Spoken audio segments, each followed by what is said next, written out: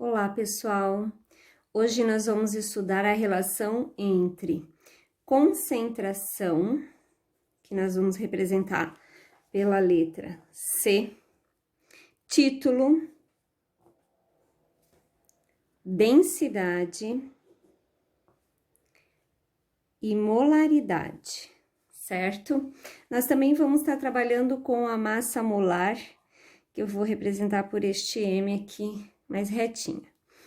Em seguida, nós iremos falar sobre fração molar e a concentração em partes por milhão. Vamos lá, então, vamos ver a relação entre essas concentrações aqui que nós já estudamos, certo? Quando nós vamos relacionar o título e a densidade, nós vamos fazer a seguinte relação. Observem aqui, o título é igual à massa do soluto dividido pela massa da solução. Se nós passarmos, isso aqui é uma equação, que é a igualdade, primeiro membro, segundo membro. Se nós passarmos a massa da solução, que está dividindo aqui, para o primeiro membro, vai passar multiplicando pelo título. E, consequentemente, eu posso passar o título, que estaria multiplicando aqui, para cá, dividindo. Então, nós vamos ter que a massa da solução é igual à massa do soluto dividido pelo título. E observem aqui na densidade. A densidade é igual à massa da solução dividido pelo volume da solução, em litros.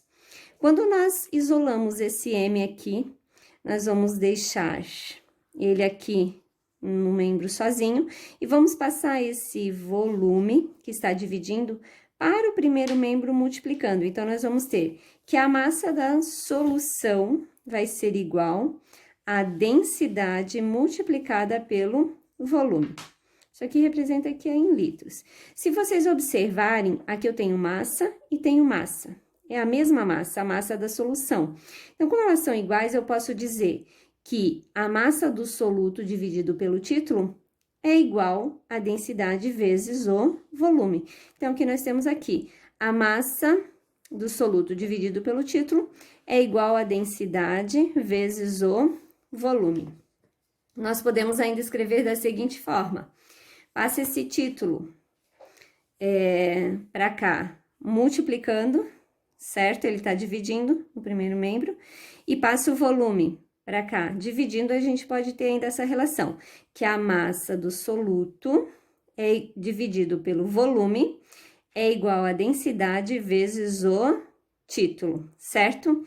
E como a gente sabe que isto aqui é o mesmo que concentração, nós vamos ter que a concentração é a massa do soluto dividido pelo volume em litro, nós podemos ainda escrever que a concentração é igual à densidade vezes o título. Então, nós vamos ter a seguinte relação, olha só. Que a concentração vai ser igual à densidade vezes o título, que foi o que eu acabei de falar lá em cima. E isso ainda pode ser igual à molaridade. Por quê? Molaridade vezes a massa molar. Porque a molaridade, que é esse M um pouquinho viradinho, é a massa do soluto dividido pela massa molar vezes o volume da solução. Quando a gente substitui isso aqui, que é a massa do soluto, dividido pelo volume, pela concentração, nós temos que a molaridade é a concentração dividido pela massa molar do soluto. Ou seja, a concentração é igual a molaridade vezes, porque esse daqui que estava dividindo passou para esse membro multiplicando, vezes molaridade vezes a massa molar do soluto. Então, nós temos todas essas relações. Concentração vai ser igual a densidade vezes o título, e concentração também é igual a molaridade vezes a massa molar do soluto. Essa é a parte da concentração das soluções, não é difícil. Agora, nós vamos falar um pouquinho sobre fração molar. E a fração molar é a relação entre o número de mols do componente da mistura, do soluto ou do solvente, dividido pelo número total de mols. Olha como é simples. Fração molar, que a gente representa por x1, porque é do soluto, vai ser igual ao número de mols do soluto dividido pelo número de mols total. Ou seja, a fração molar vai ser igual ao número de mols do soluto dividido pelo número de mols do soluto mais o número de mols do solvente, ok? Essa é a fração molar do soluto. E aqui nós temos a fração molar do solvente. É o número de mols do solvente dividido pelo número de mols total. Ou seja, número de mols do soluto dividido pelo número de mols do soluto mais o número de mols do solvente.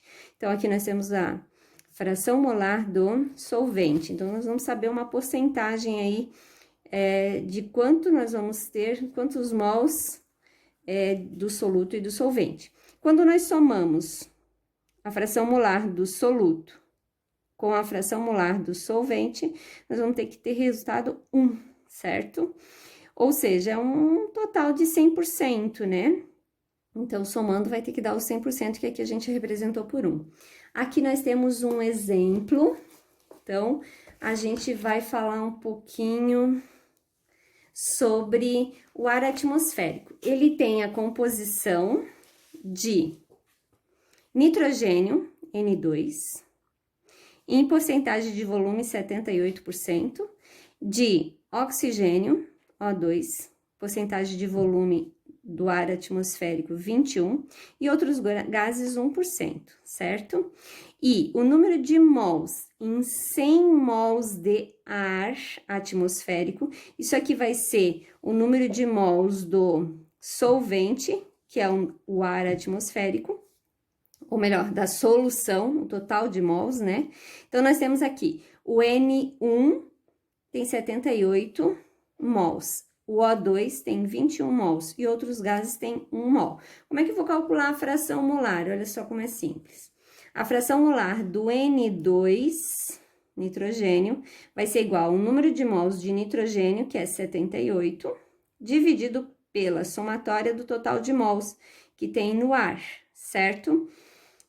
100 mols, que vai dar 0,78. Então, eu poderia dizer que 78% é de nitrogênio. É a fração molar.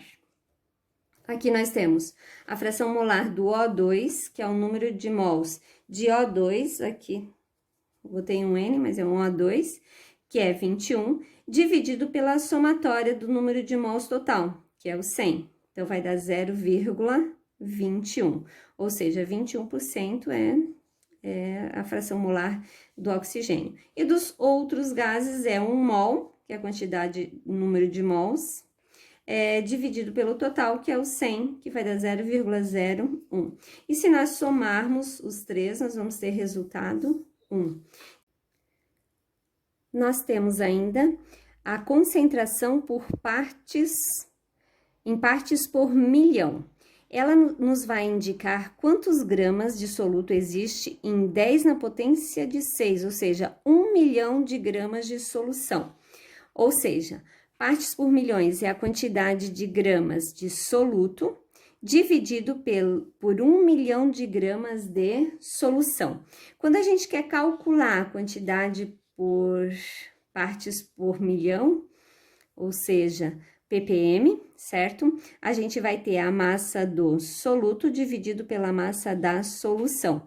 A massa do soluto em miligramas e a massa da solução em quilogramas. Então, nós temos um exemplo aqui. Os detritos domésticos e industriais são lançados nas águas e mesmo em pequenas quantidades elas provocam poluição. De acordo com a padronização internacional, 1 grama de água potável não pode conter mais do que 0,5 vezes 10 na menos 4 miligramas de mercúrio. Olha só, vamos esclarecer isso aí melhor. 1 grama de água é o mesmo que 0,00 1 quilogramas, que é o mesmo que 10 na potência de menos 3. Então, para a gente calcular partes por milhões, nós vamos pegar a massa do soluto, que é a massa de mercúrio, a quantidade máxima que pode estar adicionada em 1 grama de água. Aqui a gente colocou, então, 10 na potência de 3 negativo quilogramas, certo?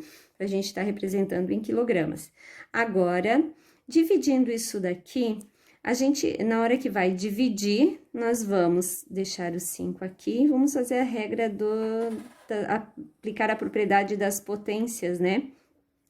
Quando eu tenho uma divisão de potências de bases iguais, nesse caso a base é 10, a gente conserva a base e diminui os expoentes. Então, eu vou pegar o 4 negativo menos o 3 negativo. Quando eu vou resolver isso aqui, esse 4 negativo, ele vai somar com o 3. Por quê? Menos com menos fica mais. Então, mais 3. E o resultado vai ser 4 negativo mais 3, 1 negativo. Então, eu vou ter 5 vezes 10 na menos 1 miligramas por quilograma.